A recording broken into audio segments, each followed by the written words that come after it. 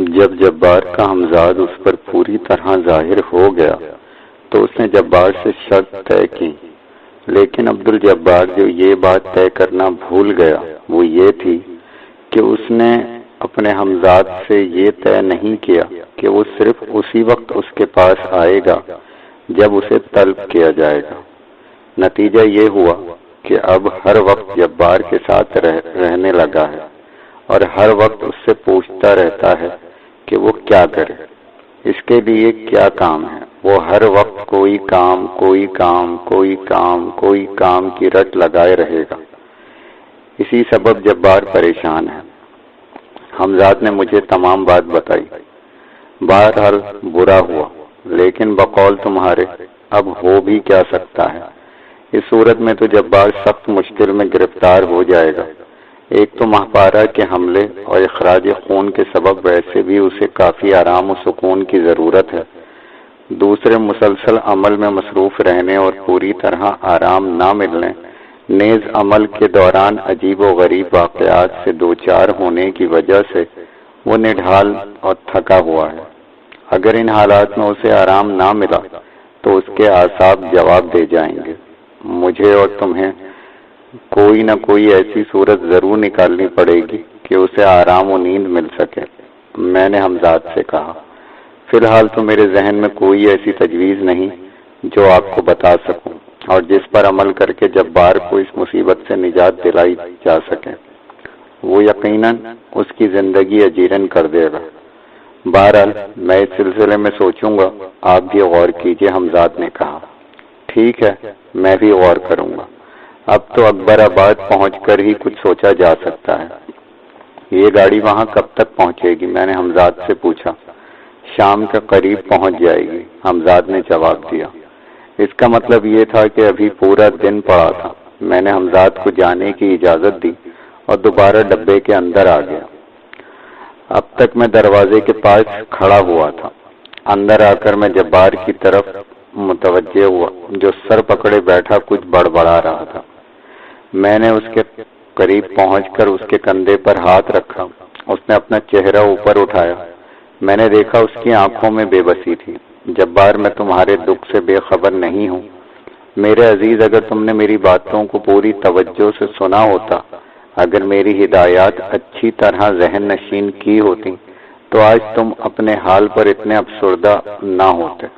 بہرحال اب جو کچھ ہو چکا ہے اس کی تلافی ناممکن ہے، لیکن مجھے یقین ہے کہ میں کوئی ایسی صورت ضرور نکال لوں گا کہ تم سکون و آرام پا سکو، مگر اس کے لیے وقت درکار ہے تاکہ میں اس مسئلے پر پوری طرح سوچ سکوں۔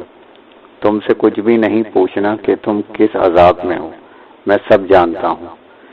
تم نے پوچھا تھا کہ ہم کہاں جا رہے ہیں، تو سنو، ہماری منزل اکبر آباد ہے۔ وہاں پہنچ کر ہم لوگ کچھ دن سکون و اطمینان سے بسر کریں گے تاکہ ملٹری اور پولیس ہماری طرف سے بے فکر ہو جائیں، ورنہ اگر اسے پتہ چل گیا یا حکومت کی نظر میں ہم آ گئے تو تمام معاملہ گڑبڑ ہو جائے گا۔ اس کے علاوہ بھی مجھے تم سے بہت سی باتیں کرنی ہیں جو اکبر آباد پہنچ کر کروں گا۔ میں نے جبار کو تسلی دی تاکہ وہ حالات سے گھبرا کر کوئی غلط قدم نہ اٹھا سکے۔ خدا خدا کر کے شام ہوئی اور گاڑی اکبر آباد کے اسٹیشن پر رکی۔ میں خاموشی سے جبار کو لے کر اسٹیشن سے باہر آ گیا۔ اسٹیشن کی عمارت سے باہر آ کر میں نے اس سے کہا، ہمیں یہاں اپنے نام بدل کر رہنا ہوگا۔ آج سے تمہارا نام رزاق اور میرا نام اسحاق ہے۔ ہم دونوں بھائی بھائی ہیں، سمجھ گئے؟ جبار نے تائید میں گردن ہلائی۔ یہ احتیاط اس لیے ضروری تھی کہ بھولے سے بھی کسی کو ہم پر شک نہ ہو۔ جبار بھی غالباً میرا مطلب سمجھ گیا تھا، اسی لیے اس نے تائید کی تھی۔ میں نے حمزاد کو طلب کیا، یہ شہر بھی میرے لیے قطعی نیا ہے، کہاں چلنا ہے؟ فی الحال قلعے چلیے، یہاں سے قریب بھی اور وہاں سرائے بھی ہے جس میں آج رات بسر کی جا سکتی ہے۔ کسی مکان کا انتظام کل صبح ہی ہو سکتا ہے، اب تو یوں بھی دن ڈھل چکا ہے، حمزاد نے جواب دیا، اور میں نے ایک یکا قلعے کے لیے کر لیا۔ راستے میں ایک جگہ ہمارے یکے کو رکنا پڑا۔ معلوم ہوا کہ کوئی بڑا انگریز افسر اپنی بیگم کے ہمراہ ادھر سے گزر رہا ہے۔ اس لیے کچھ دیر کے لیے راستہ بند کر دیا گیا ہے۔ یکا ایک طرف کھڑا ہو گیا کیونکہ قلعے تک پہنچنے کے لیے یہی راستہ تھا۔ میں نے دیکھا کہ سڑک کے کنارے اور لوگ بھی انگریز افسر اور اس کی بیوی کی سواری دیکھنے کے منتظر تھے۔ میں بھی جبار کو لے کر اس بھیڑ میں شامل ہو گیا۔ لوگوں کی گفتگو سے پتہ چلا یہ انگریز افسر آج کل دہلی سے یہاں معائنے پر آیا ہوا ہے اور اس کا تعلق مرکز سے ہے۔ کچھ دیر بعد ہی ایک 4 گھوڑوں کی کھلی بگی میں افسر اور اس کی بیوی کو میں نے گزرتے دیکھا۔ میری نظر جیسے ہی اس نیلی آنکھوں والے حسین انگریز لڑکی پر پڑی، دل زور زور سے دھڑکنے لگا۔ آج ایک طویل عرصے کے بعد مجھے اس انگریز لڑکی کی ایک ہی جھلک نے دیوانہ کر دیا تھا۔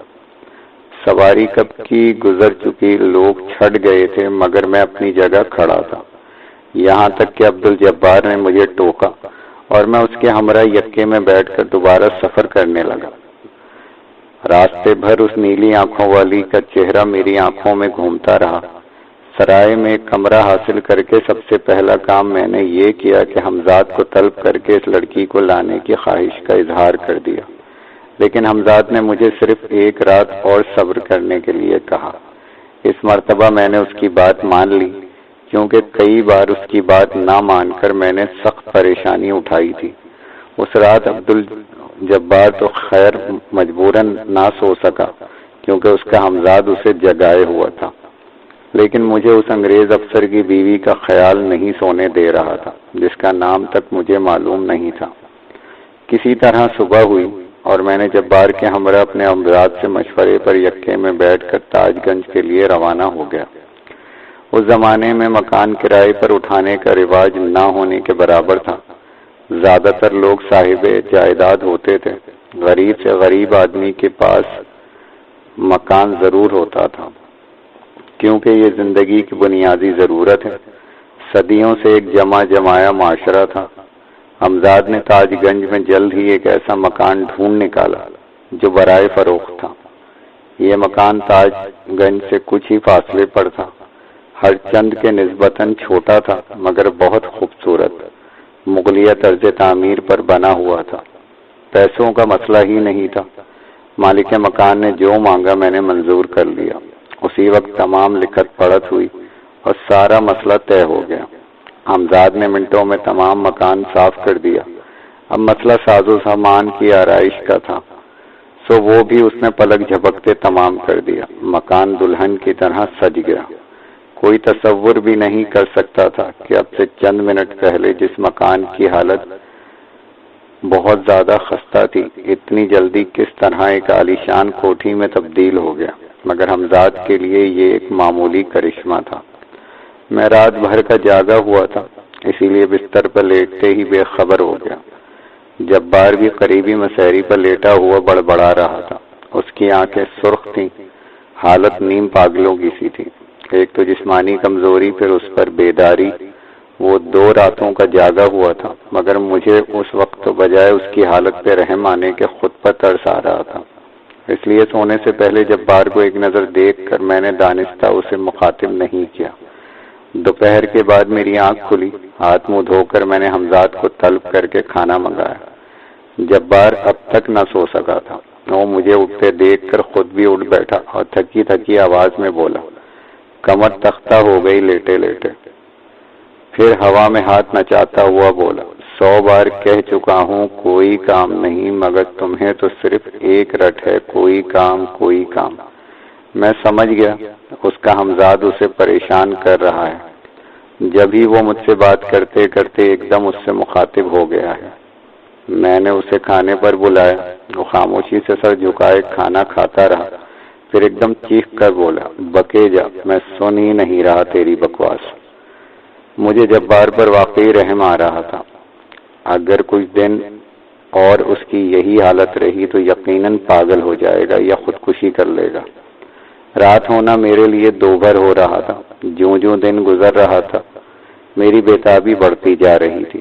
خیر کسی طرح وہ کڑا آزمائشی وقت بھی گزر گیا اور وہ لمحہ آیا جب حمزاد سے کہہ رہا تھا اس سفید پری کو اٹھا لاؤ۔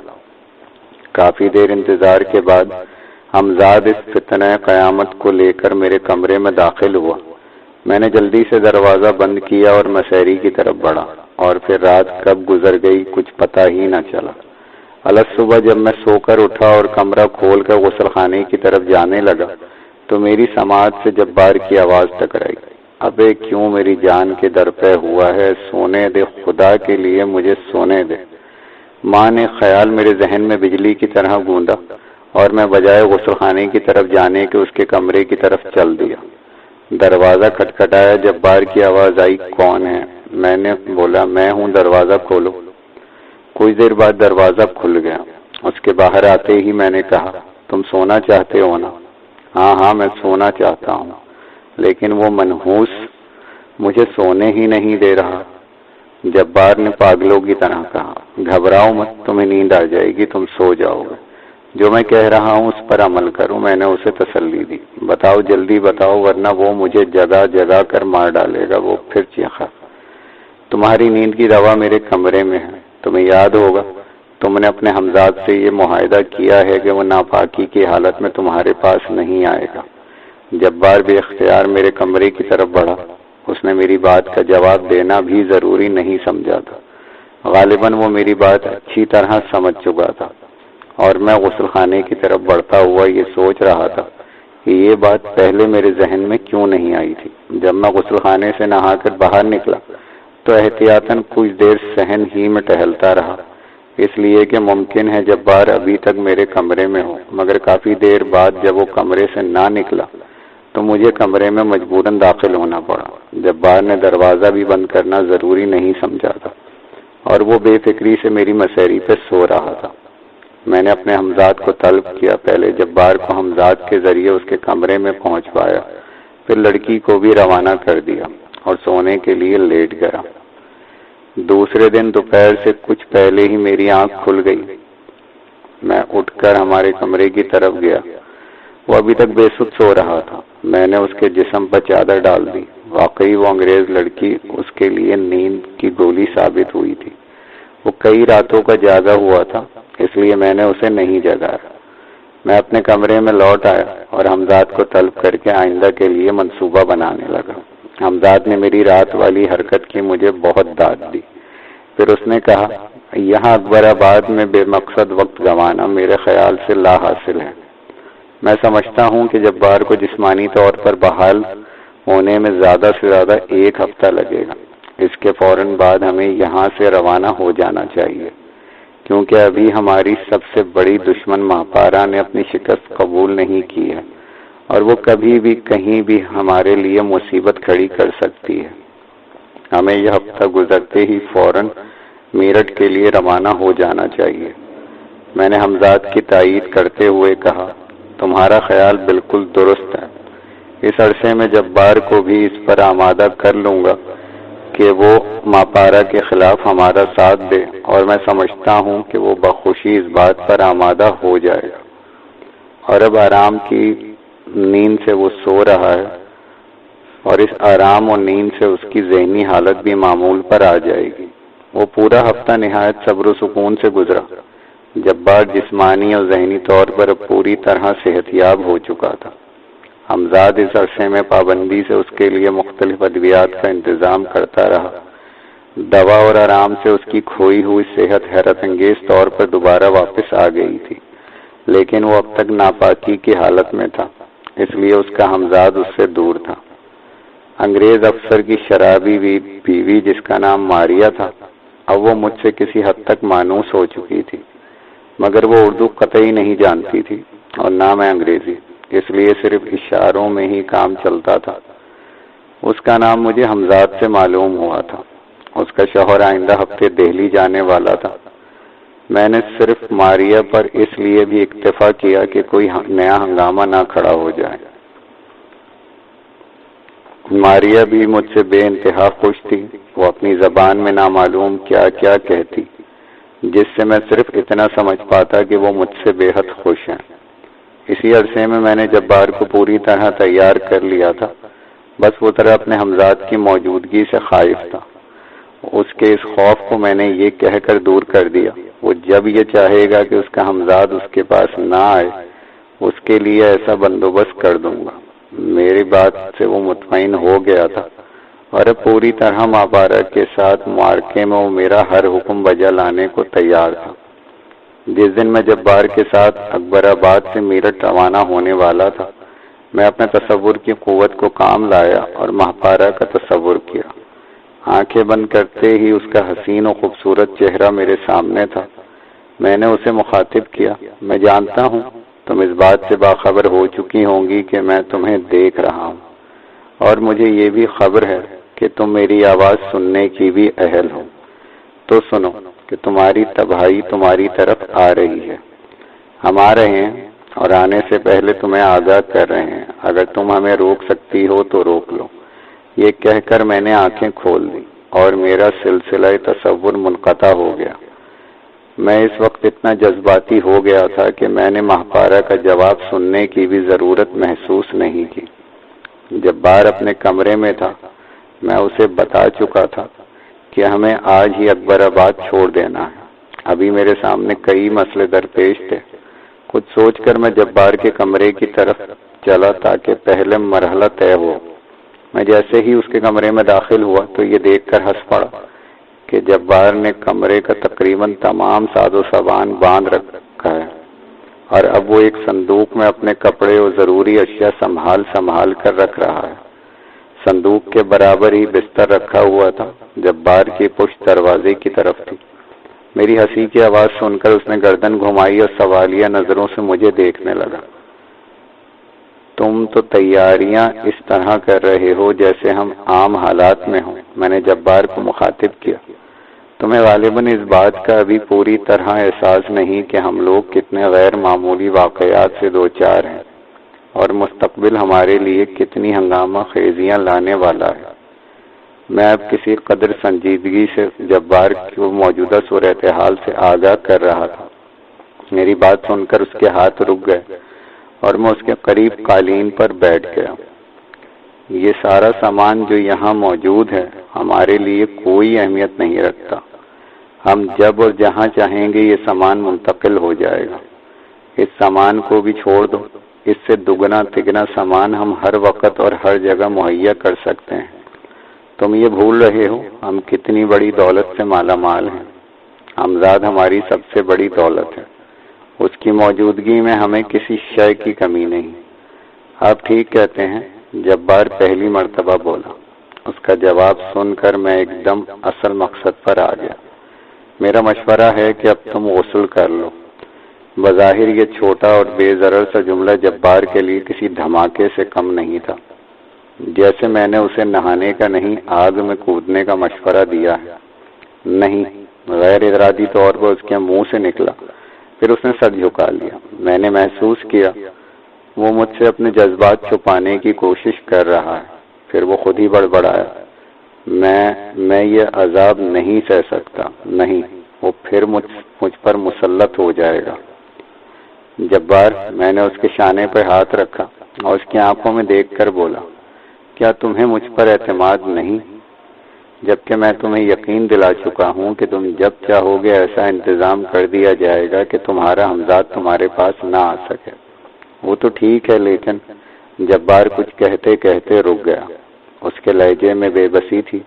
میں نے لوہا گرم دیکھ کر ایک اور ضرب لگائی۔ تمہیں یہ نہیں بھولنا چاہیے کہ میں اور تم پولیس اور ملٹری دونوں کی نظر میں مجرم ہیں۔ بغیر ان پراسرار قوتوں کی مدد کے ہم ایک قدم بھی نہیں اٹھا سکتے۔ پھر یہ کہ ایک پراسرار قوت ہماری دشمن ہے۔ میری مراد مہاپارا سے ہے، جس نے مجھے میرٹھ سے بھاگنے پر مجبور کر دیا تھا، جو عمل کے دوران تمہاری زندگی ختم کر دینا چاہتی تھی۔ وہ ہم دونوں کی خون کی پیاسی ہے۔ جب تک اسے شکست نہ دے دی جائے وہ ہماری زندگی اجیرن کیے رہے گی۔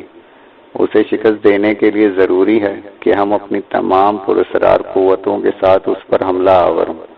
اگر صرف ایک حمزاد کے لیے یہ کافی ہوتا تو میں میدان چھوڑ کر کیوں بھاگتا؟ کافی دیر سمجھانے بجھانے کے بعد میں نے جبار کو اس پر آمادہ کیا کہ وہ غسل کر لے۔ وہ تھکے تھکے قدموں سے غسل خانے کی طرف بڑھا اور جب کچھ دیر غسل خانے سے پانی گرنے کی آواز آنے لگی تو مجھے اطمینان ہوا۔ جتنی دیر جبار غسل کرتا رہا میں صحن میں بے چینی سے ٹہلتا رہا۔ اب دن ڈھلنے کے قریب تھا، لیکن میرے ذہن میں کوئی واضح منصوبہ نہیں تھا کہ یہاں سے کس وقت چلنا ہے اور کس طرح۔ میں نے یہ تمام باتیں حمزاد پر چھوڑ رکھی تھیں کہ اس سے گفتگو کرنے کے بعد جو طے ہوگا اس پر عمل کیا جائے گا، مگر حمزاد سے کوئی مشورہ کرنے سے قبل میں جبار کو غسل کرا لینا چاہتا تھا تاکہ اس موقع پر اس کا حمزاد بھی موجود ہو اور دونوں حمزاد کی موجودگی میں بہتر سے بہتر صورت پیدا کی جا سکے جس میں ہمارے لیے زیادہ خطرہ بھی نہ ہو اور ہم بخیر و عافیت میرٹھ بھی پہنچ جائیں۔ لیجئے وہ آ گیا۔ جبار نے غسل خانے سے نکلتے ہی مجھے مخاطب کیا۔ اب کہیے کیا کام بتاؤں میں اسے؟ اس کے لہجے میں خوف بھی تھا اور جنجلاہٹ بھی۔ میں نے اس کے سوال کو نظر انداز کرتے ہوئے کہا، تم کپڑے بدل کر فوراً میرے کمرے میں آ جاؤ، پھر بات ہوگی۔ یہ کہہ کر میں اپنے کمرے میں داخل ہو گیا اور بائیں جانب محراب نما دریچے میں رکھے ہوئے شمعدان کو روشن کر دیا، کیونکہ اب کمرے میں ہلکا ہلکا اندھیرا پھیلنے لگا تھا۔ اس کام سے فارغ ہوتے ہی میں نے فوراً حمزاد کو طلب کر لیا۔